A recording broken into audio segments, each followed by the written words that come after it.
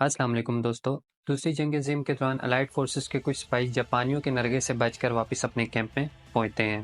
वो बहुत ज़्यादा घबराए हुए होते हैं, बहुत ही ज़्यादा परेशान होते हैं और बहुत ही ज़्यादा खौफज़दा होते हैं। कैंप में मौजूद दूसरे साथी इस चीज़ को ज़्यादा नोटिस नहीं करते क्योंकि ये जंग का माहौल था। बहुत सारे सिपाही दूसरी फ़ौज की कैद में चले जाते और बहुत सारे ऐसे भी थे जो दूसरी फ़ौज की कैद से बचकर वापस अपने कैंप में भी पहुंच जाते। लेकिन जैसे-जैसे वक़्त गुज़रता जा रहा था, उन सिपाहियों की परेशानी में किसी किस्म की कोई कमी नहीं आ रही थी और इसी चीज़ को उनके साथियों ने भी नोटिस किया और उनसे पूछना शुरू किया कि आखिर उनके साथ ऐसा क्या मामला पेश आया और साथ ही साथ उनके साथ जाने वाले दूसरे सिपाहियों के साथ क्या बीती है, जिसकी वजह से वो इतने ज़्यादा परेशान हैं।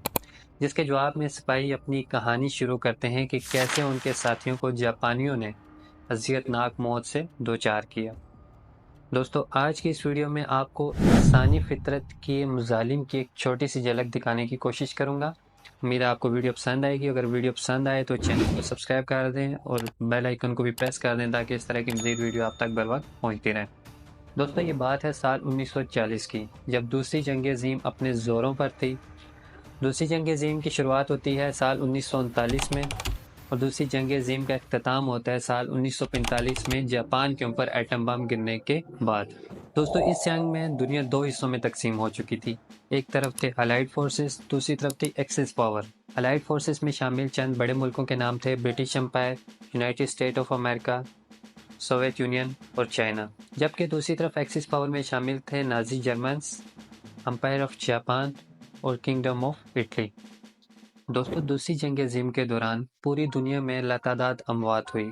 साथ ही साथ लाखों करोड़ों लोग जख्मी हुए और बहुत ही बड़ी तादाद में लोग अपने घरों से बेघर हुए। लेकिन इस सब के बीच में भी कुछ ऐसे वाक़यात भी तारीख का हिस्सा बन गए जो न सिर्फ तारीख का हिस्सा बन गए बल्कि रहती दुनिया तक इंसानियत के लिए शर्मिंदगी का बाइस बनते रहेंगे। दोस्तों, जैसा कि आपको मालूम है, जंग के दौरान बहुत से सिपाही मुखालिफ फौजों के कैदी बनते हैं और बहुत से कैदियों को या तो जंग के बाद छोड़ दिया जाता है या फिर उन्हें मार दिया जाता है। अब मारने के दौरान, उनको सज़ा देने के दौरान मुख्तलिफ तरीक़ाकार इख्तियार किए जाते हैं। जब हम तारीख़ का जायज़ा लेते हैं तो हमें अजीबो-गरीब सज़ाएँ देखने को मिलती हैं जो न सिर्फ अजीबो-गरीब होती हैं बल्कि बहुत ज़्यादा अज़ियतनाक होती हैं।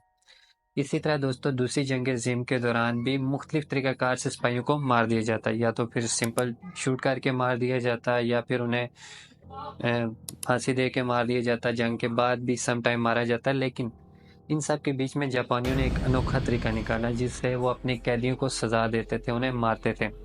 दोस्तों, ये तरीक़ाकार इतना ज़्यादा अज़ियतनाक था और ना सिर्फ अज़ियतनाक था बल्कि बहुत ही स्लो प्रोसेस था। इंसान पल-पल मरता था और आखिरकार बहुत वक़्त के बाद उसके जिस्म से उसकी जान निकलती थी।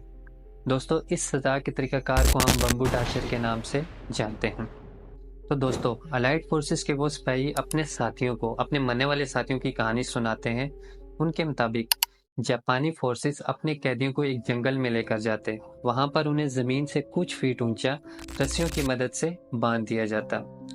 वहां पर जहां पर उन कैदियों को बांधा जाता, वहां जमीन में गन्ने की शाखें उगी हुई होती। अब होता ये था कि जापानी उन शाहों का जो ऊपर वाला हिस्सा है उसको काट कर नोकदार बना देते ताकि वो इंसानी जिस्म में आसानी के साथ पेवस्त हो सके। अब जैसे-जैसे वक़्त गुज़रता चला जाता, ये शाखें बढ़ती चली जाती और करते-करते ये इंसानी जिस्म तक पहुँच जाती और एक वक़्त ऐसा आता कि ये इंसानी जिस्म में दाखिल हो जाती और इंसानी जिस्म में मौजूद जितने भी ऑर्गन्स हैं, उनको काटती हुई दूसरी साइड से बाहर निकल आती और फिर बढ़ती चली जाती।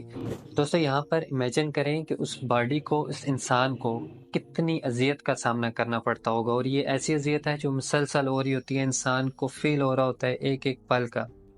अब सज़ा देने के दूसरे तरीकों में तो जस्ट एक शूट किया और इंसान मर गया, फांसी दी, 5-10 सेकंड में इंसान की मौत हो जाती है। लेकिन यहाँ पर इस सिनेरियो में जब तक वो गने इंसानी जिस्म तक पहुँचते, उनकी शाखें इंसानी जिस्म को टच करती, उसमें सुराख करती और दूसरी साइड से ड्रिल करती हुई बाहर चली जाती।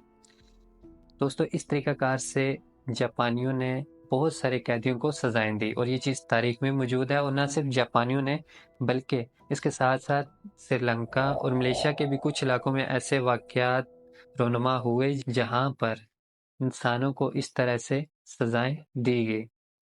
दोस्तों, सजा के इस तरीक़ाकार की हकीकत मालूम करने के लिए साइंसदानों की एक टीम ने एक तजर्बा किया, जिसमें उन्होंने इंसानी जिस्म जितनी ही एक बॉडी तैयार की। अब इस बॉडी की जो रेजिस्टेंस थी वो इंसानी जिस्म के जितनी ही रेजिस्टेंस थी, ठीक है। इस बॉडी को उन्होंने गन्ने के ऊपर एज इट इज़ रखा और वहाँ पर छोड़ दिया। जैसे जैसे गन्ना ग्रो करता है वैसे वैसे वो इस बॉडी में सुराख करता हुआ दूसरी साइड से बाहर निकल आए, जिससे ये चीज़ वाज़ेह होगी कि इस तरीक़ाकार से इंसान की मौत होती है और जो गन्ने के जो शाखें होती है वो इंसानी जिस्म को काट कर दूसरी साइड से बाहर आ सकती हैं ग्रो करते हुए। दोस्तों, आपको अंदाज़ा होगा कि गन्ने की कुछ इकसाम ऐसी हैं जो एक दिन में 36 सेंटीमीटर तक बढ़ सकती हैं, और ना कुछ इंचेस तक बढ़ना तो एक नॉर्मल बात है कि वो कुछ इंचेस तो मतलब वो डेली की बढ़ सकती हैं, कुछ सेंटीमीटर्स तो वो लाजमी तौर पे दिन की बढ़ती हैं। तो दोस्तों, इस तरीक़ाकार में आप बस इमेजिन करें कि कैसे एक इंसान की मौत होती होगी, उसको पल पल एक एक चीज़ की अजियत का एहसास होता होगा कि उसके जिस्म में कैसे वो गन्ने के जो पौधे हैं, शाखें हैं, वो ग्रो कर रही हैं। और दोस्तों, आज की वीडियो में इतना ही। अगर आपको ये वीडियो पसंद आई हो तो वीडियो को लाइक कर दें। मिलते हैं नेक्स्ट वीडियो में, तब तक के लिए अल्लाह हाफ़िज़।